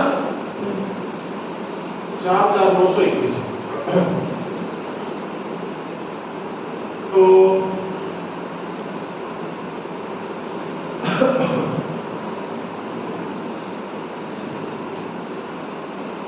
4,921 रुपए हो गया। अब ये 5% रेट ऑफ इंटरेस्ट ये बता रहा था साल की। इससे आपको लमसम अंदाजा लग जाएगा कि भाई इसका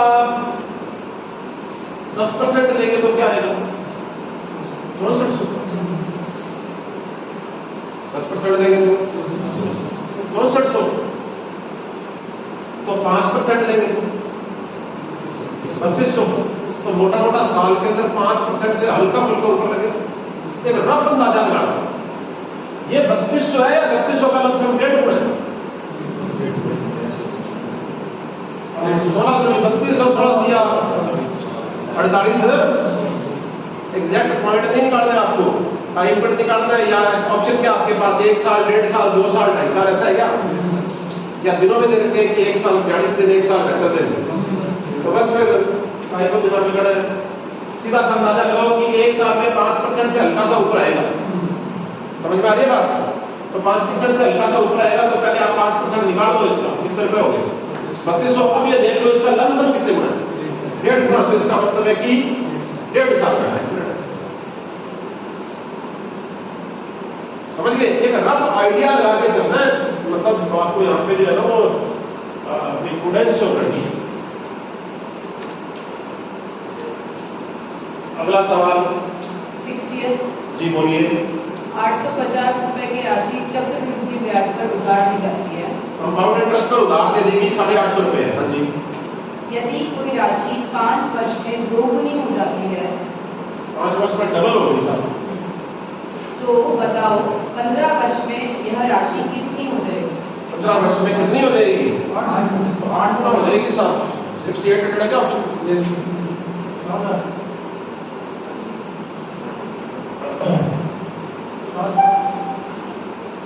देखो 5 साल में पैसा अपना डबल होता है।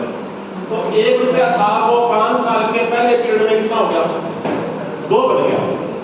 फिर अगले 5 साल के पीरियड में 2 से कहां चला गया, फिर अगले 5 साल के पीरियड में 4 से, मतलब 15 साल में 5-5 साल के कितने पीरियड है? 15 साल में 5-5 साल के कितने पीरियड आएंगे? हर पीरियड में पैसा डबल हो रहा है। तो 1 का डबल 2, 2 का डबल 4, 4 का डबल 8। तो इसका मतलब पैसा 8 गुना करना है। तो आपको 850 का क्या करना था 8 गुना करना था। 800 का 8 गुना 6400, 50 का 8 गुना 700। तो क्या आंसर आ जाएगा? कोई डाउट? No sir. ठीक है, अगला सवाल 61 चक्रवृद्धि ब्याज पर जमा की गई 12,000 रुपए की धनराशि 5 वर्ष में 12,000 रुपए की धनराशि है 5 वर्ष में 2 गुनी हो जाती है। 5 वर्ष में डबल हो जाती है साहब। 20 वर्ष के बाद यह कितनी हो जाएगी? जी साहब, इसने बोला है कि 5 साल में कोई पैसा कंपाउंड इंटरेस्ट पे क्या हो रहा है डबल हो रहा है। तो 20 साल में कितना बना होगा ये उसका सवाल है। 5-5 साल के कितने पीरियड आएंगे 20 साल में? हर पीरियड में पैसा अपना 1 का डबल 2 का डबल 4 का डबल 8 का डबल। तो पैसा अपना 16 गुना हो जाएगा नहीं हो जाएगा? समझ गए? तो 12,000 रुपए आपने इन्वेस्ट किए थे, ये अपना 16 गुना होंगे तो 1216 192 1,98,2,000 1,92,000। कोई डाउट? मैंने पढ़ने की जरूरत नहीं, ऐसे सवाल होते हैं। Next question 62 yes. अर्धवार्षिक रूप में संयोजित चक्रवृद्धि ब्याज की आपने है अर्धवार्षिक। हाँ जी। 10% वार्षिक दर से 800 रुपए की धनराशि कितने वर्ष में 926.10 रुपए होगी? आंसर आ जाना चाहिए क्वेश्चन सुनने से पहले। आज की क्लास के पहले क्वेश्चन में ये डेटा 800 रुपए 962.1 बन रहा है, या 8,000 रुपए कितने बढ़ेंगे 9261। कौन से डेटा थे? 5% 3 यहाँ सालाना ब्याज क्या दे रहा है 10%। तो आपको पता है rate of interest half year लगाएंगे तो 5% बढ़ेगी। 5% के हिसाब से हाफ ईयरली में 3 टर्म का मतलब कितने साल? 1.5 साल। तो ऐसे सवाल तो आपसे नींद में पूछ रहे तो आपका आंसर निकल जाना चाहिए। चलो आगे, अगला सवाल। 5887 रुपये की राशि प्रवीण 5887 ऐसा 5887 यस 5887 रुपये की राशि प्रवीण ने 2 अलग-अलग बैंकों में जमा कराई, परंतु पहले बैंक से 2 वर्ष में उतनी ही राशि प्राप्त होती है जितनी दूसरे बैंक में 4 वर्ष से प्राप्त होती है। यदि चक्रवृद्धि ब्याज की दर 5% हो तो पहले बैंक में कितनी राशि जमा करें? सवाल सुन लीजिए। मेरे पास 5887 रुपए, एक बैंक ए है, एक बैंक बी है। ए 24 घंटे खुला रहता है, बी सिर्फ दिन में खुला रहता है।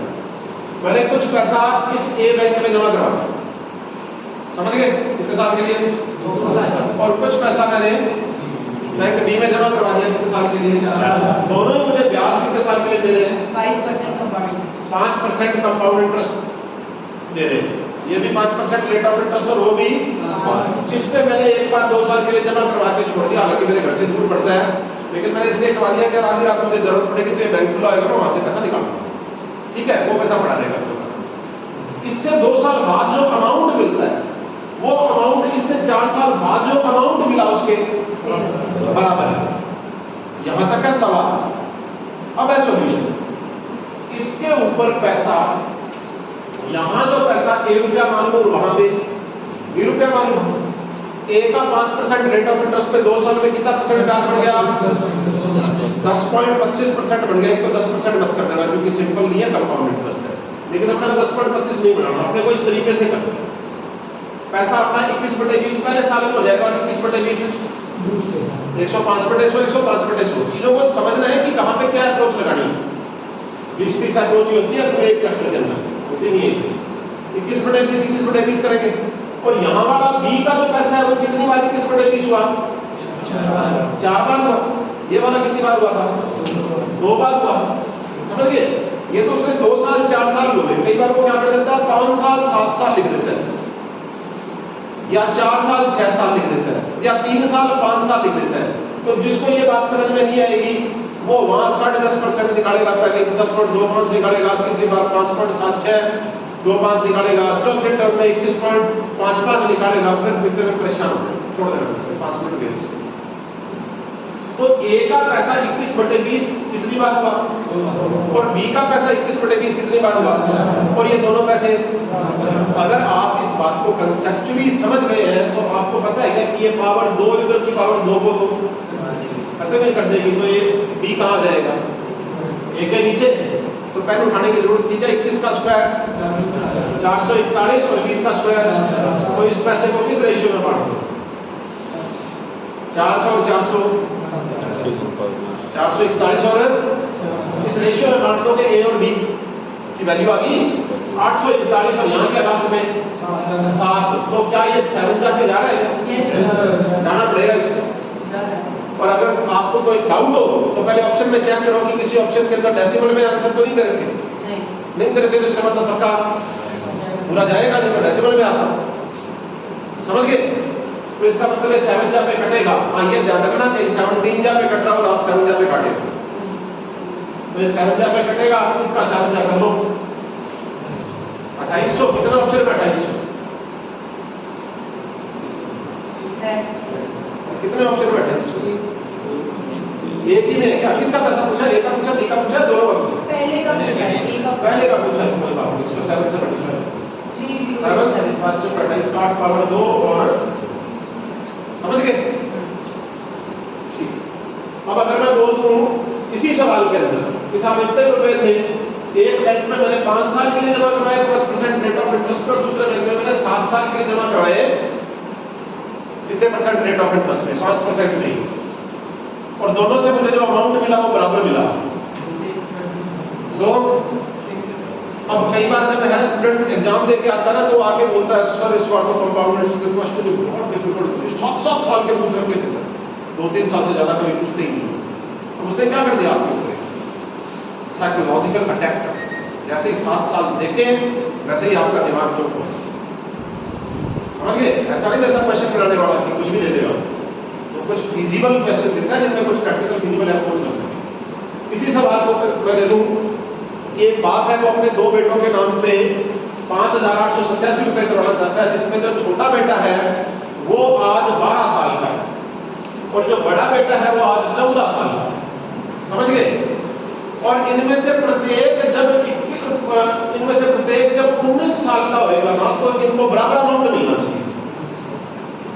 तो छोटे बेटे के खाते में कितने रुपए जमा करवाए और बड़े बेटे के खाते में कितने रुपए जमा करवाए?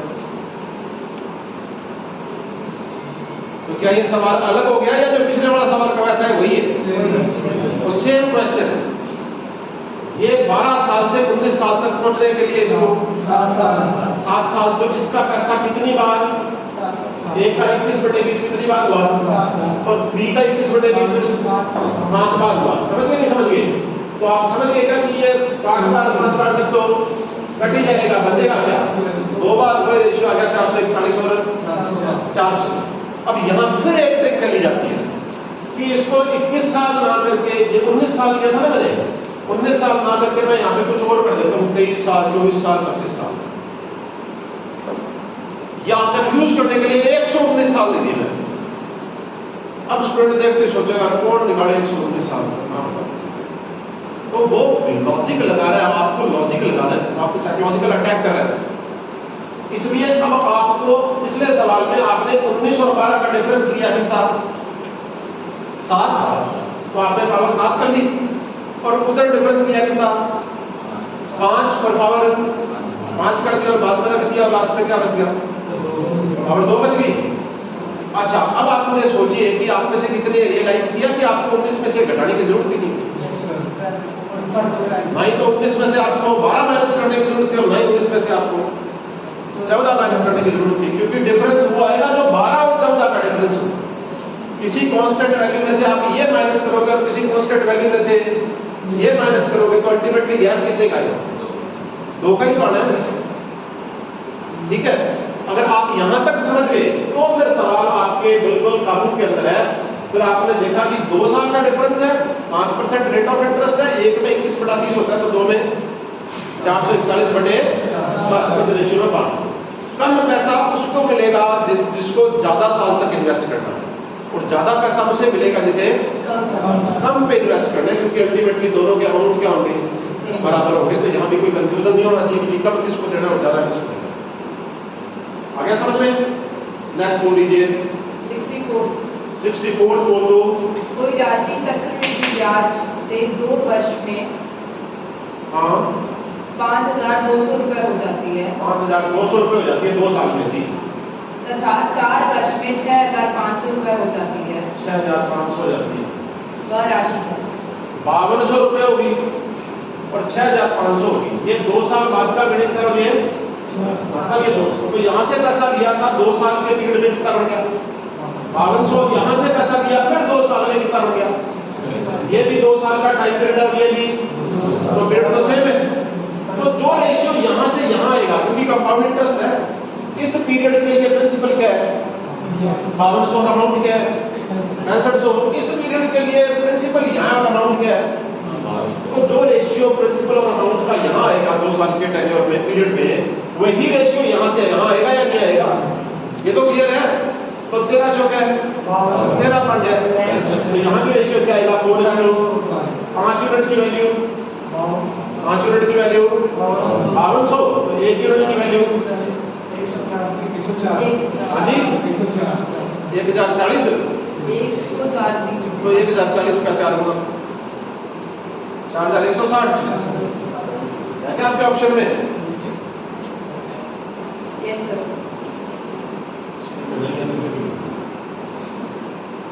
नेक्स्ट बोल दीजिए। 65।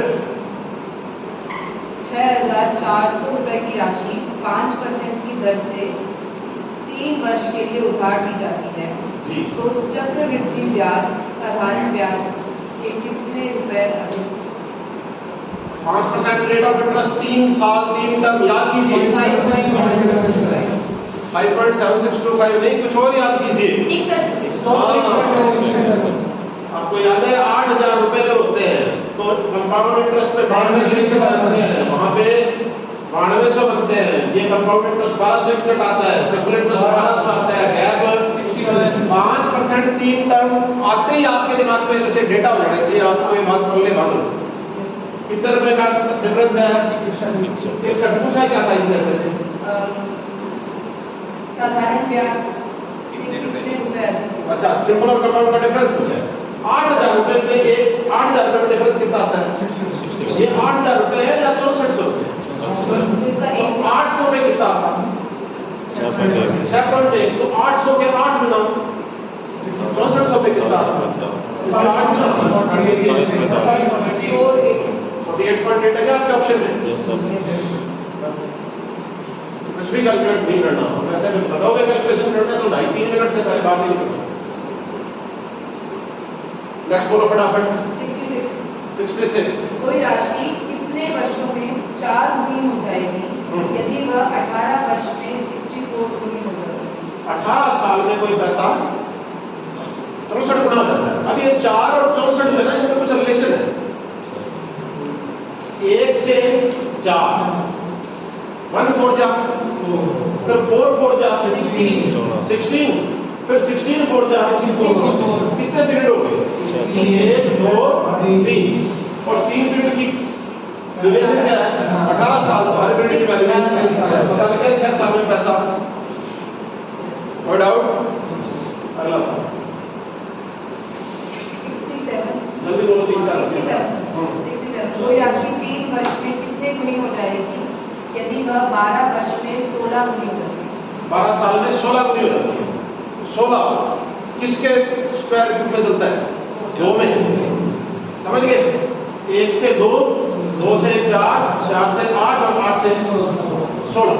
1 से 2, 2 से 4, 4 से 8, 8 से कितने पीरियड लगे? पहला, दूसरा, तीसरा, चौथा। चारों पीरियड की वैल्यू क्या है? 12 साल। तो एक पीरियड की वैल्यू 3 साल। पैसा घटाना कितने गुना था? 3 साल में 2500 डबल ही होगा। समझ में आया? Yes sir. ठीक। 68। अब ये ध्यान रखना है, वो 64 कहेगा तो 2 के 4 के 8 के इनके चलेगा, वो 27 कहेगा तो 3 के चलेगा, वो आपको 125 गुना बोलेगा तो 5 के चलेगा। तो ये बिल्कुल थोड़ा कॉमन सेंस का इस्तेमाल कर लेना यहाँ पे। अगला सवाल 68 है क्या? जी साहब बोलिए। कोई धन 6% वार्षिक चक्रवृद्धि ब्याज की दर से 2 वर्ष में 11236 रुपीस हो जाता है। तो यही धन साधारण ब्याज पर इसी दर से कितने ही समय में कितना हो जाएगा? आपने मुझे बोला कि कोई पैसा 2 साल में 6% रेट ऑफ इंटरेस्ट पे 2 साल में 11,236 रुपए बढ़ जाता है। तो सिंपल इंटरेस्ट पे यही पैसा कितना बनेगा? इसी टाइम। ठीक है, इसी टाइम। चलिए अब आप ये देखो, मैं 2 तरीके से करवाऊंगा इसको।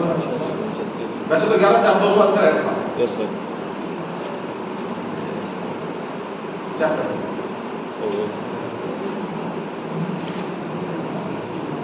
ऐसा नहीं है कि कोई रटा हुआ है, आपने भी रटा हुआ, आप देखिए। चलो पहले यही करवाया। 6% रेट ऑफ इंटरेस्ट पे कंपाउंड इंटरेस्ट लगाओगे तो 2 साल में कितना बढ़ेगा? 12.36। ऐसा अपने आप में कितना परसेंट? कितना परसेंट? 112.36%। अमाउंट बढ़ गया, उसकी वैल्यू आपको उसने यही दे दी है बेचारा। इससे आसान सवाल क्या बना सकता है? 112.36% की वैल्यू यही दे दी, सेम डेसिमल में हटाया, 100 से गुणा किया, सर ये वैल्यू आ गई। तो सिंपल इंटरेस्ट में आपसे अमाउंट पूछा है, तो सिंपल इंटरेस्ट में 112.36% लगता है, सीधा 112% ही लगता है। और आंसर क्या है? 11। आगे समझ में? नहीं तो आप क्या करो, अगर ऐसा नहीं सोचोगे तो फिर आप ऐसे सोचोगे प्रिंसिपल जो भी है वो 106/100 इंटू 106/100 बराबर 12, 112 36। अब इसका स्क्वायर यही होता है 112 36। ये 100 वाले ऊपर वाले स्क्वायर है ना, ये आपको ध्यान होना चाहिए। 101 का स्क्वायर क्या होगा? 10201। 102 का स्क्वायर क्या होगा? 10404। 103 का स्क्वायर क्या होगा 10609। 104 का स्क्वायर क्या होगा 10816। कुछ सिमेट्री चल रही है, ध्यान रखो, यहाँ कुछ लोड चल रहा है, यहाँ कुछ स्क्वायर चल रहा है। फिर 105 का स्क्वायर क्या होगा 105 का स्क्वायर करोगे तो 110 25। 106 का 112 36। 107 पे ध्यान करो 114 50। कुछ पैटर्न पकड़ रहे हो क्या 108 में 108 का 116 64। क्या समझ रहे थोड़ा 102 का स्क्वायर करोगे तो 118 81। और 110 का करोगे तो 121 दो में दिया। अब 111 का करोगे तब बात होगी 123 आएगा तो ये। अब ये पैटर्न पकड़ लेना कि क्यों आएगा, इस पे काम करना 10-15 मिनट तो खुद करो कि यहाँ पे क्या हो रहा है। स्क्वायर्स को देखोगे तो आपके खुद के पैटर्न समझ में आ जाएगा, नहीं आएगा तो मैं वापस बता दूंगा। ठीक है, नेक्स्ट क्वेश्चन बोलिए फटाफट। 69 यस। किसी राशि का 5% वार्षिक ब्याज की दर से 2 वर्ष का चक्रवृद्धि ब्याज 5% 2 वर्ष 164 रुपए हो जाएगा। 160 किस राशि का 164 हो जाएगा? 5 साल का 2% 164 किस पे हो जाएगा 1600। अच्छा चलिए ठीक है, कोई बात नहीं। 5% रेट ऑफ इंटरेस्ट लगाओगे तो 21/20 समझ गए। 21/20 21/20 दो बार करोगे तो 441/400। तो नीचे वाला प्रिंसिपल और ऊपर वाला अमाउंट। अरे दोस्तों 441 बन गया 400 से, हमने हमारी मर्जी से लगा दिया। ये 41 रुपए ब्याज बन रहा है, नहीं बन रहा। अगर 41 रुपए ब्याज बनता तो प्रिंसिपल क्वेश्चन बनाने वाला को 41 की टेबल में लिखेगा, यहाँ पे देखो फटाफट 41 ब्याज तो 41 ही है तो 4 जा प्रिंसिपल 400 का 4 गुना। और यहाँ क्या है 10.25% की वैल्यू है। 5% रेट ऑफ इंटरेस्ट पे 2 साल में 10.25 से डिवाइड करो 100 से मल्टीप्लाई करो, ये डेसिमल हटेगा तो 1200 25 चौके 100 25 41 4 गुना किया 416 चलेगा। हाँ जी 70 लास्ट है क्या जी साहब आगे मुश्किल। एक बैंक 5% प्रति वर्ष की दर से चक्रवृद्धि ब्याज अदा करता है। 5% रेट ऑफ इंटरेस्ट है, कंपाउंड इंटरेस्ट देता है साथ में, जिसकी गणना अर्धवार्षिक आधार पर होती है। आप ही अपनी कैलकुलेट किया जाता है साहब, हर छठे महीने। एक ग्राहक प्रत्येक 1600 रुपए की रकम 1 वर्ष के 1 जनवरी एवं 1 जुलाई को जमा करता है। अच्छा वर्षांत में उनके द्वारा ब्याज के रूप में प्राप्त धनराशि है। देखिए सर, वही आपको कह रहे हैं कि 1600 रुपए जो है वो आपने 1 जनवरी को एक बैंक में जमा करा, समझ गए। और फिर 1 जुलाई को जुलाई कौन सा महीना होता है जुलाई चल रहा है, कौन सा महीना है 7वां महीना। 7वें महीने मतलब 1 जुलाई को कराएंगे तो आगे फिर 6 महीने रह गए, नहीं रह गए। तो 5% रेट ऑफ इंटरेस्ट करता है चार्ज, बैंक 5% देता है लेकिन हाफ ईयरली कैलकुलेट करता है। तो जो 1 जनवरी को 1600 रुपए जमा करवाए थे उसके ऊपर इसको 2.5% ब्याज मिलेगा या नहीं मिलेगा 6 महीने का। इसका 1% 16 ढाइया 8 5 40 और 16 ढाइया समझते हो या फिर अंग्रेज है तुम्हारे में से 2.5 जा 16 ढाइया समझ में नहीं आता तो 8 5 तो आ रहे हैं। हाँ तो पहले 6 महीने का 40 रुपए आ गया, नहीं आता। अगले 6 महीने के बाद इसने 1600 रुपए और जमा करवा दिए और 1600 पहले वाली चली रही थी तो 3200 पे ब्याज मिलेगा। और जब 1600 पे 40 मिल रहा था तो 3200 पे 80 मिलेगा। और ये जो 40 ब्याज आया था इसका ब्याज छोड़ना है या लेना है? ब्याज का ब्याज लेना है। तो 40 का 2.5% 40 का 2.5% 1 रुपये 40 का 2.5% 1 रुपये आएगा या 1 आएगा? क्या समझना 121 रुपये